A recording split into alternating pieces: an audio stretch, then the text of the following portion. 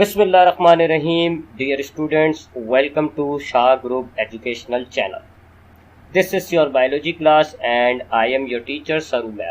Students, bio में chapter number 9 जिसका नाम है ट्रांसपोर्ट, और आज के लेक्चर में इस चैप्टर का जो टॉपिक हम डिस्कस कर रहे हैं वो है हमारे सर्कुलेटरी सिस्टम का पहला कंपोनेंट यानी कि ब्लड। ब्लड बच्चों, हमने पिछले लेक्चर में सर्कुलेटरी सिस्टम के बारे में पढ़ा और हमने देखा कि हमारे सर्कुलेटरी सिस्टम में 3 कंपोनेंट्स होते हैं। एक होता है हार्ट, एक होता है ब्लड वेसल्स और तीसरा कंपोनेंट होता है ब्लड। सो ये जो ब्लड है यह एक फ्लूइड कनेक्टिव टिश्यू होता है, यानी कि एक फ्लूइड टिश्यू है, लिक्विड की फॉर्म में ये आपको बॉडी के अंदर मिलता है।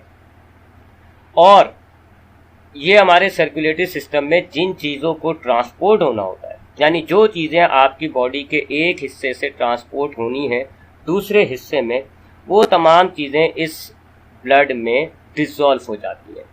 So it transport different substances in our body by dissolving.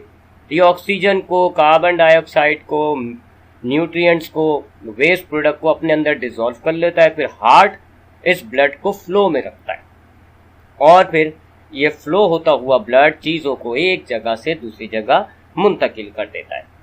अब अगर हम अपने ब्लड के कंपोनेंट्स की बात करें तो हमारे ब्लड में 2 तरह के कंपोनेंट्स होते हैं। एक हमारे ब्लड का लिक्विड पार्ट होता है जिसको हम कहते हैं प्लाज्मा, और दूसरा इस प्लाज्मा में डिसॉल्व होते हैं कुछ सेल्स जिनको हम कहते हैं ब्लड कॉर्पोसेल्स। सो पहले ब्लड प्लाज्मा की बात कर लेते हैं। ब्लड प्लाज्मा हमारे ब्लड के अंदर लिक्विड पार्ट है जो हमारे ब्लड का 55% होता है, यानी आपके ब्लड का 55% प्लाज्मा होता है और जो 45% है वो कॉर्पोसेल्स हो जाएंगे। ये हल्के येलो कलर का होता है, काला होता है, नॉन लिविंग होता है और फ्लूइड पार्ट है, यानी कि इस प्लाज्मा की वजह से आपका ब्लड एक फ्लूइड है। इस प्लाज्मा की कंपोजिशन की बात करें तो इस प्लाज्मा में तकरीबन 90% वाटर मौजूद होता है और जो 10% होता है इस प्लाज्मा में वो वही डिसॉल्विंग सब्सटेंसेस होते हैं जिन्हें ट्रांसपोर्ट होना होता है। यानी प्लाज्मा में 90% हो गया पानी और 10% आपके होंगे जी वो substances that need to be transported, जिनमें प्रोटीन्स होंगे, ग्लूकोज होंगे, अमाइनो एसिड्स होंगे, ट्राइग्लिसराइड्स होंगे, डिफरेंट टाइप के सॉल्ट्स, आइंस होंगे, डिफरेंट किस्म के एंजाइम्स होंगे, हार्मोन्स होंगे, वेस्ट प्रोडक्ट होंगे और एंटीबॉडीज होंगी। और ये तमाम चीज़ें आपके 90% वाटर में डिसॉल्व होके ट्रांसपोर्ट हो रही हैं। अब बात करते हैं हमारे ब्लड का जो दूसरा कंपोनेंट होता है ब्लड कॉर्पोसेल्स की। ये हमारे ब्लड के कुछ सेल्स होते हैं जो प्लाज्मा में डिसॉल्व हुए हुए होते हैं और ये 3 किस्म के होते हैं। पहला होता है इरिथ्रोसाइट, जिनको आप रेड ब्लड कॉर्पोसेल्स भी कहते हैं। आपके ब्लड में इरिथ्रोसाइट्स की क्वांटिटी या कंसंट्रेशन तकरीबन 41% है, यानी आपके ब्लड में 55% हो गया प्लाज्मा और 41% जो है वो आपके ब्लड में इरिथ्रोसाइट्स होते हैं। आपके पास अगर 1 क्यूबिक मिलीमीटर ब्लड है तो उसमें इरिथ्रोसाइट्स की क्वांटिटी तकरीबन 50 लाख होगी। 50 लाख इरिथ्रोसाइट्स होते हैं पर क्यूबिक मिलीमीटर ब्लड के अंदर। ये सेल्स होते हैं और इन सेल्स का जो शेप होता है वो सर्कुलर डिस्क शेप के होते हैं। ये बाइकॉनकेव होते हैं, यानी बीच में से ये थोड़े दबे हुए होते हैं और रेड कलर के होते हैं। इन्हीं के रेड कलर की वजह से आपका ब्लड रेड दिखता है। आपका ब्लड फ्लूइड है क्योंकि उसमें प्लाज्मा है और आपका ब्लड रेड कलर का दिख रहा है क्योंकि उसमें ये इरिथ्रोसाइट्स हैं। तो इनकी वजह से आपका ब्लड रेड दिखता है और इसीलिए आप इनको रेड ब्लड कॉर्पोसेल्स कहते हैं। तो लाल कलर के होते हैं, डिस्क शेप के होते हैं, बाइकॉनकेव होते हैं। हमारे बोन में जो बोन मैरो होता है वहाँ ये बनते हैं। बच्चों, ये है तो सेल्स, लेकिन इनके अंदर न्यूक्लियस नहीं होता और इनके अंदर साइटोप्लाज्म भी बहुत कम होता है। बस इनके अंदर कुछ प्रोटीन्स स्टोर हुए होते हैं, ना तो इनके अंदर न्यूक्लियस होगा और साइटोप्लाज्म की मिकदार भी बहुत कम होती है। अब इनके अंदर जो प्रोटीन स्टोर हुए हुए होते हैं उसमें एक बहुत ही इंपॉर्टेंट प्रोटीन होता है जिसको हम कहते हैं हीमोग्लोबिन। हीमोग्लोबिन की 4 चेन होती है, 2 चेन्स कहलाती हैं अल्फा चेन और 2 चेन्स कहलाती हैं बीटा चेन, और इस हीमोग्लोबिन का ही कलर रेड है। सो हीमोग्लोबिन रेड होते हैं, इस वजह से आपका रेड ब्लड कॉर्पस्कल्स लाल दिखता है, और रेड ब्लड कॉर्पस्कल्स के लाल होने की वजह से आपका ब्लड भी रेड कलर का होता है। इन हीमोग्लोबिन का काम ये होता है कि ये जो आपकी गैसेस होती हैं, देखें अभी आपने प्लाज्मा में जब उसकी कंपोजिशन देखी तो आपने देखा कि प्लाज्मा में 90% वाटर था और 10% वो तमाम चीजें थी जो डिसॉल्व होके ट्रांसपोर्ट हो रही थी, जिनमें ग्लूकोज था, अमाइनो एसिड्स थी, एंजाइम्स थे, वेस्ट प्रोडक्ट थे, लेकिन उनमें गैसेस नहीं थी, क्योंकि गैसेस जो हैं वो वाटर में डिसॉल्व नहीं हो सकती। सो गैसेस ब्लड कैसे ट्रांसपोर्ट करेगा, ऑक्सीजन को कैसे एक जगह से दूसरी जगह लेकर जाएगा, कार्बन डाइऑक्साइड को कैसे एक जगह से दूसरी जगह लेके जाएगा, तो इसका जवाब है हीमोग्लोबिन। गैसेस आपके प्लाज्मा में डिसॉल्व नहीं होती, बल्कि गैसेस इस हीमोग्लोबिन के साथ बाइंड हो जाती है। आपके ब्लड को अगर गैसेस को ट्रांसपोर्ट करना होगा तो गैसेस आपके रेड ब्लड सेल्स के इन हीमोग्लोबिन के साथ बाउंड हो जाएंगी, ऑक्सीजन इस हीमोग्लोबिन के साथ बाउंड हो जाएगी, कार्बन डाइऑक्साइड इस हीमोग्लोबिन के साथ बाउंड होती है, और हीमोग्लोबिन फिर आपकी गैसेस की ट्रांसपोर्टेशन में मदद करता है। उसके बाद एक और बात याद रखिएगा, चूंकि इसका न्यूक्लियस नहीं है तो ये तो एक लिहाज से डेड सेल हो गया, तो इसका जो लाइफ स्पैन होता है वो तकरीबन 120 डेज होता है। 120 डेज के अंदर अंदर इसका हीमोग्लोबिन इस्तेमाल के काबिल होता है, और ये आप समझ लें आपके खून के अंदर काम के हैं। 120 दिन बाद ये इरिथ्रोसाइट्स यूजलेस हो जाते हैं और फैगोसाइटोसिस के जरिए फिर खराब इरिथ्रोसाइट्स को आपका लीवर या आपका स्प्लीन डिस्ट्रॉय कर देता है। अब बात करते हैं जो दूसरे टाइप हमारे पास है ब्लड कॉर्पस्कल्स की, जिनको हम कहते हैं ल्यूकोसाइट्स। इनको आप कॉमनली वाइट ब्लड कॉर्पस्कल्स भी कहते हैं। इनकी जो कंसेंट्रेशन है आपके ब्लड में वो 4% के करीब है, यानी ये बहुत कम है, इरिथ्रोसाइट्स की निस्बत बहुत कम है। आपके पास प्लाज्मा 55% था, आपके पास इरिथ्रोसाइट्स 41% थे, और आपके पास ल्यूकोसाइट सिर्फ 4% होते हैं। यानी कि अगर आप 1 क्यूबिक मिलीमीटर ब्लड लें जिसके अंदर इरिथ्रोसाइट्स की क्वांटिटी थी 50 लाख, तो उसी 1 क्यूबिक मिलीमीटर ब्लड में ये जो ल्यूकोसाइट्स हैं ये सिर्फ 7500 होंगे। इतनी कम मिकदार है ल्यूकोसाइट्स की कंपेयर टू इरिथ्रोसाइट्स। ये कलरलेस होते हैं, इनका कोई शेप नहीं होता, इर्रेगुलर शेप होते हैं। साइज के एतबार से ये रेड ब्लड सेल से बड़े होते हैं, ठीक है। रेड ब्लड सेल्स साइज में छोटे हैं, इरिथ्रोसाइट साइज में बड़े हैं।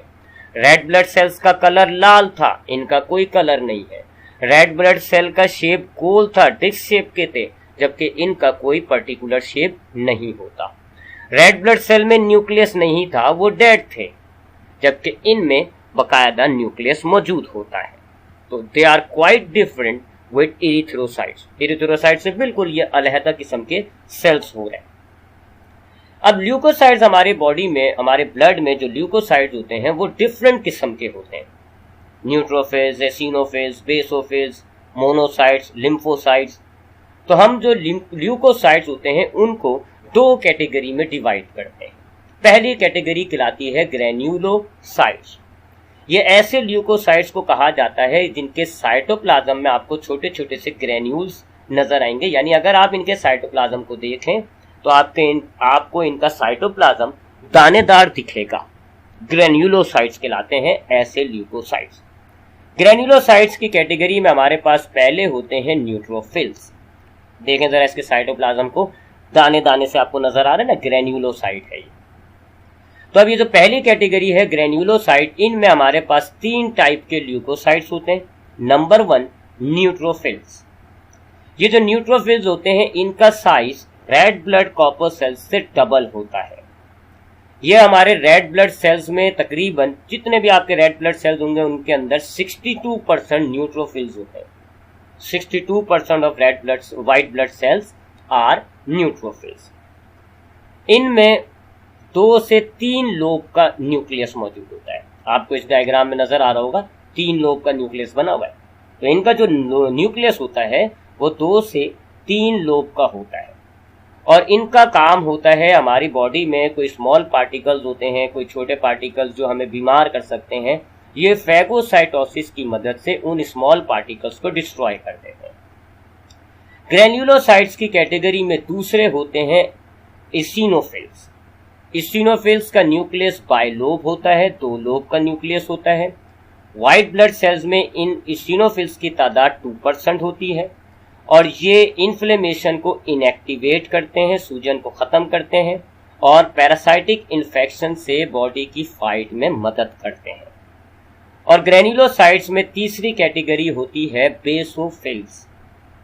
बेसोफिल्स का न्यूक्लियस बाइलोब होता है, 2 लोब्स का न्यूक्लियस होता है।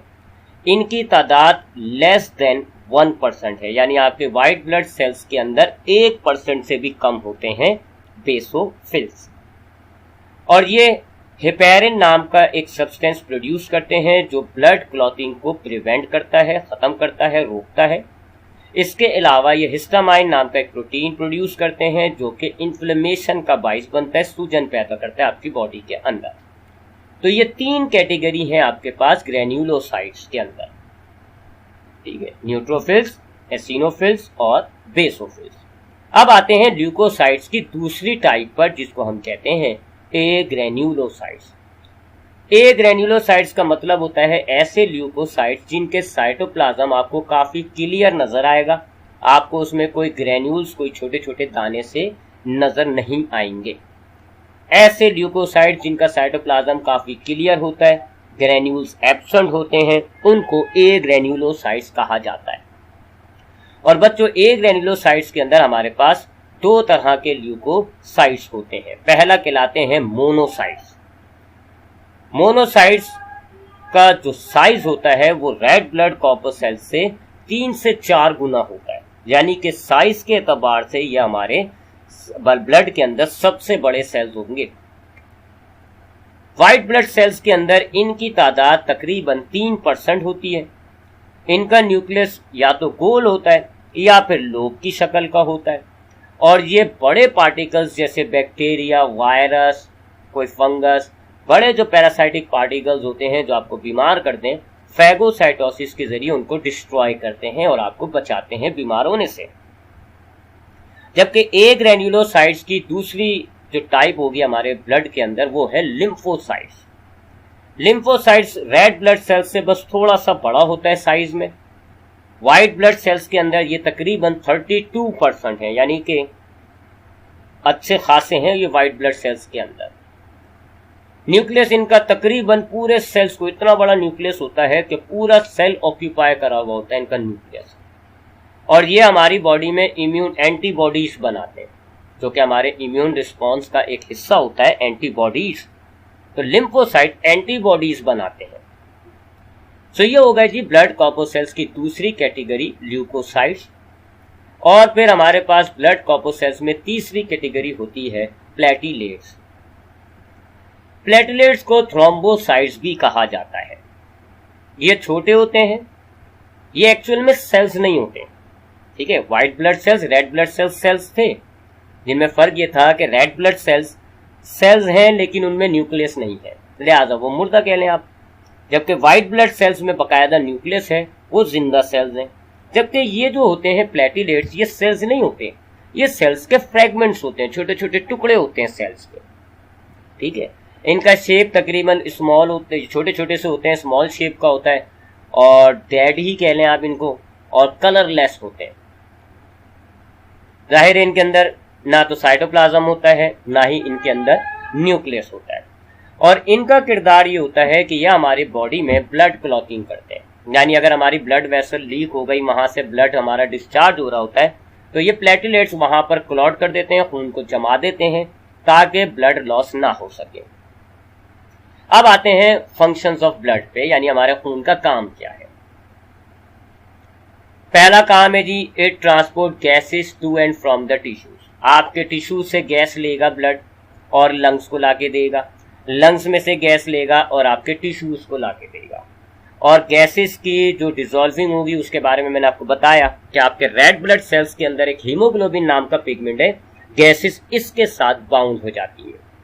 इसके अलावा ये आपके एलिमेंट्री कैनाल से डाइजेस्टेड फूड को डिसॉल्व करता है और फिर जिस्म के तमाम सेल्स तक लेकर जाता है। आपके एलिमेंट्री कैनाल में जैसे ब्लड आएगा तो वहां जो स्मॉल इंटेस्टाइन में विलाइज मौजूद होती हैं, तो विलाइज के अंदर से फिर जो है जो सिंपल फूड मॉलिक्यूल्स होते हैं वो आपके ब्लड में डिसॉल्व हो जाते हैं। और ब्लड के किस कंपोनेंट में डिसॉल्व होते हैं? प्लाज्मा। तो 55% प्लाज्मा है, उसमें ये फूड मॉलिक्यूल्स डिसॉल्व हो जाएंगे।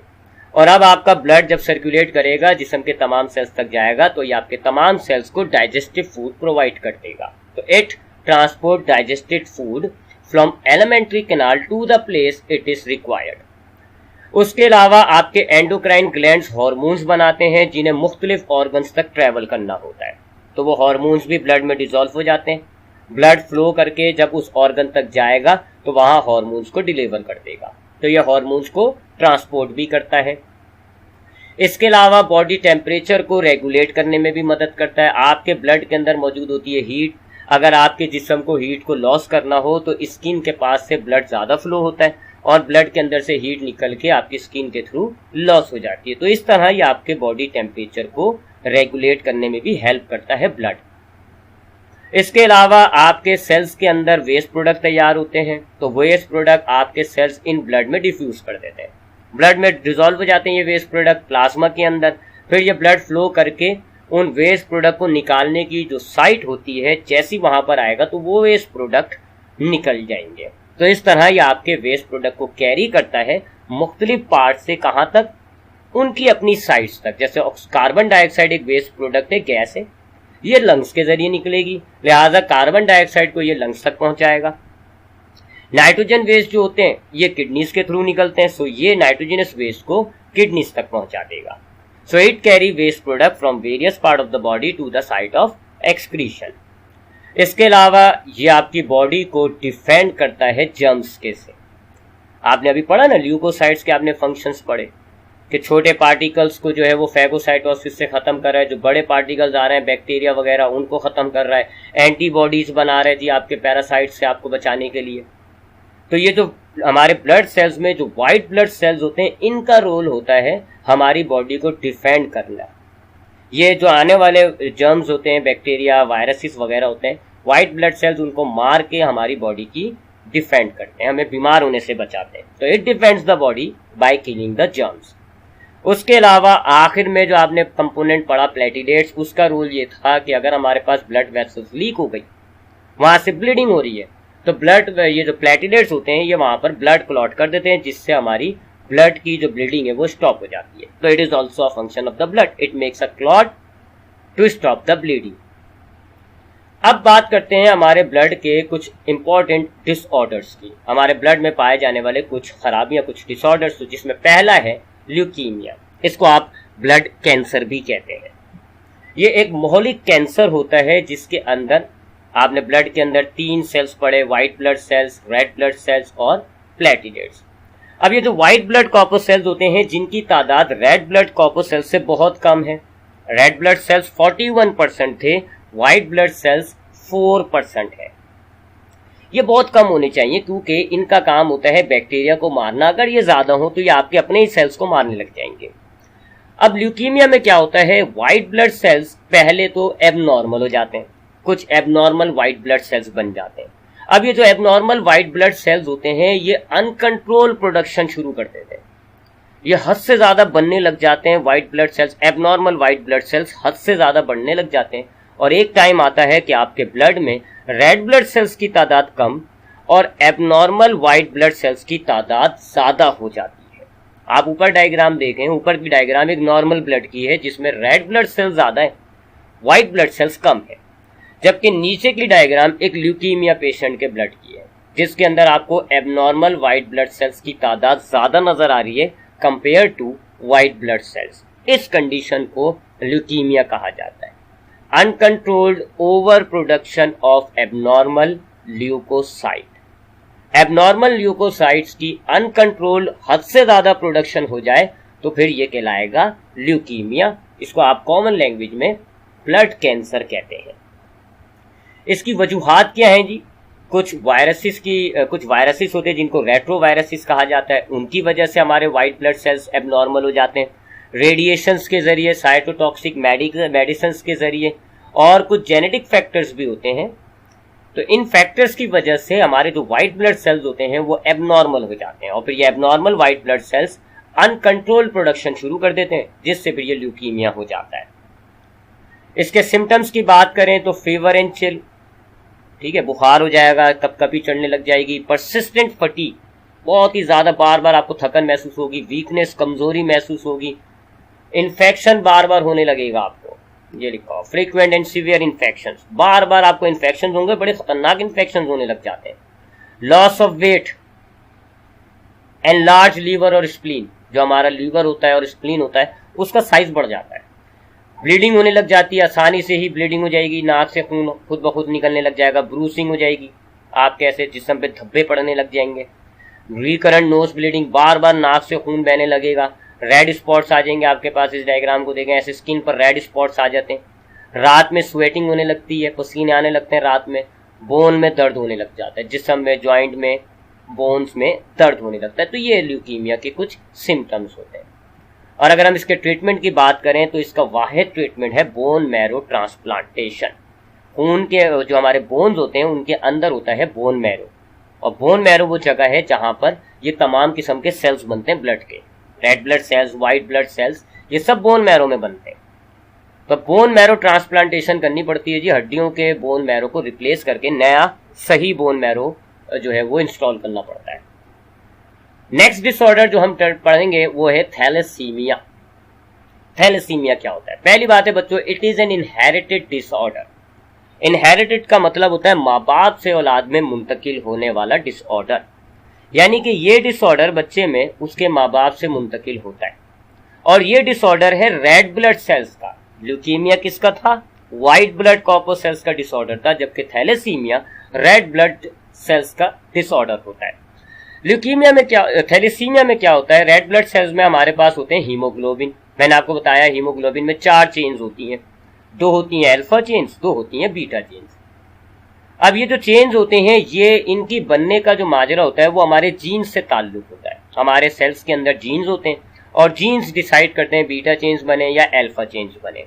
अब एक नॉर्मल पर्सन होता है, उसके पास अल्फा चेन बनने का भी जीन होता है और बीटा चेन बनाने का भी जीन होता है, लिहाजा उसके रेड ब्लड सेल्स में दोनों तरह की चेन्स बनेंगी और उसका हीमोग्लोबिन नॉर्मल होगा। लेकिन फिर आते हैं कुछ थैलेसीमिया के पेशेंट जिनको माँ बाप से या तो अल्फा का चेन नहीं आता या बीटा का चेन नहीं आता। तो इससे क्या होता है, इनके हीमोग्लोबिन में या तो अल्फा चेन एब्सेंट हो जाएगी या फिर बीटा चेन एब्सेंट हो जाएगी और इनका हीमोग्लोबिन नॉर्मल नहीं रहेगा, एबनॉर्मल या नॉन फंक्शनल हीमोग्लोबिन होगा। इस कंडीशन को थैलेसीमिया कहा जाता है।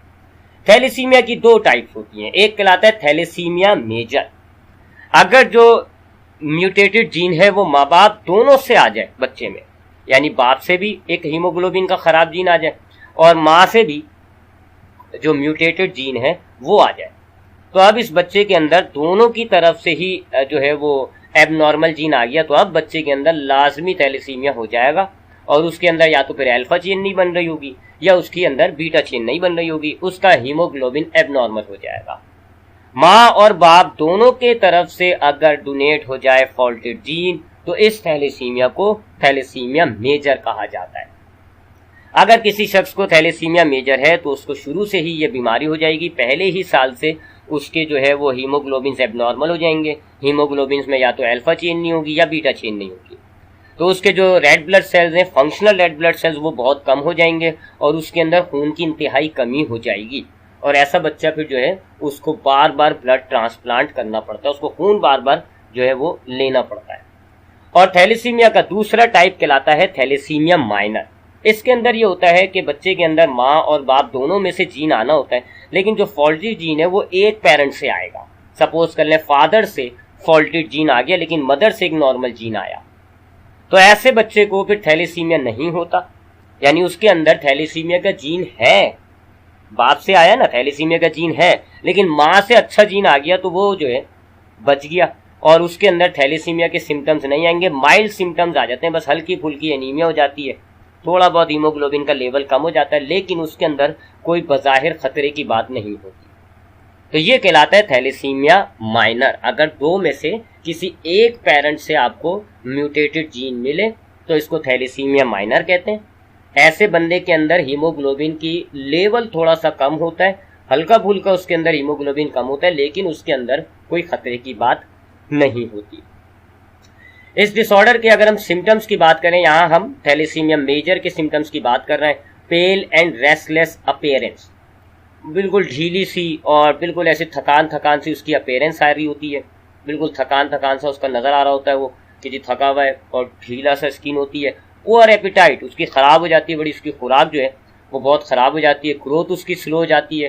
प्यूबर्टी यानी कि उसका जो बड़प्पन होता है वो बनना उसका बड़ा देर से होता है। डार्क यूरिन होता है उसका। लीवर, स्प्लीन और हार्ट उसका काफी एनलार्ज हो जाता है। लीवर एनलार्जमेंट को आप जॉइंटिस भी कहते हैं, तो इसमें जॉइंटिस के सिम्टम्स भी आ जाते हैं। ठीक है, फिर जॉइंटिस के सिम्टम्स की वजह से उसका यूरिन जो है वो येलो कलर का होगा, उसकी स्किन जो है वो येलो कलर की अपीयरेंस दे रही होगी।